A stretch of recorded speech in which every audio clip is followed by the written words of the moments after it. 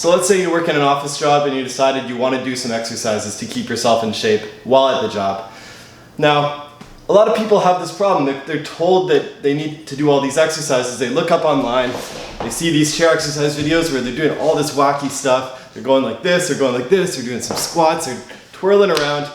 And while those are good, they're not often practical, because when you go to the office and you see a bunch of people there, they're going to judge you, they're going to think you're a little crazy, and they're probably going to be a little self-conscious of themselves for not exercising and perhaps hate you even more for doing that. So I'm going to give you 3 discrete exercises you can do while at the office to keep yourself in shape and keep your posture nice and tall. So the first one we're going to do is, starting with the head, I like to call this chest up, chin back. And all it really is you're pulling your chest up and then you're bringing your chin back, almost as if I'm going to push my head backwards like that. So I'm going to show with my hands first so you guys can see. Lift the chest up, push the head back. Hold this position here.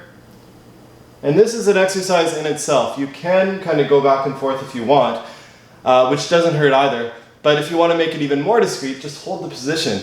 You're going to feel all the muscles firing there anyways. So one more time. Hand here, chest up, chin back.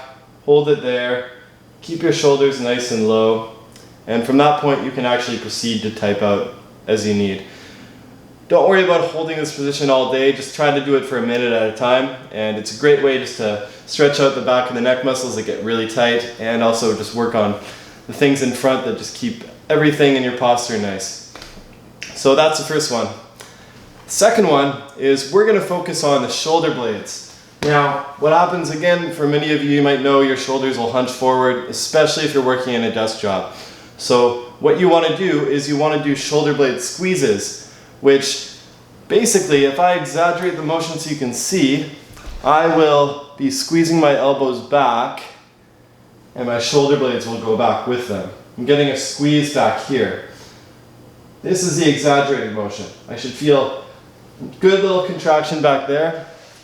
And once again for these, don't shrug your shoulders up, keep them down. All it is a simple squeeze back like that, bring it back. Now when you really want to be sneaky about this, you can even just hang your arms down, keep your arms on a table, and you can just pull them back. Better yet, pull yourself closer to the computer area you're working on, squeeze your shoulder blades back, and then just do this a few times, like that. And this really won't draw a ton of attention. So that's the second one. The third one, this is actually working on your low back and your hips. And this I like to call the pelvic tilt, which basically means your pelvis, aka your hip bone, is right here. You put your hands here, and all you're going to do is you're going to wiggle it back and forth. Imagine it's a tilting bowl going back and forth there. And this is really good just to get the spine moving, stops your back from getting stiff, opens up the hips. And it's also good because it reminds you just to keep a good posture. Just doing any of these 3 exercises will remind you to keep a good posture throughout the day. So I'm going to sit down here. I'm actually going to lower the camera down a little bit.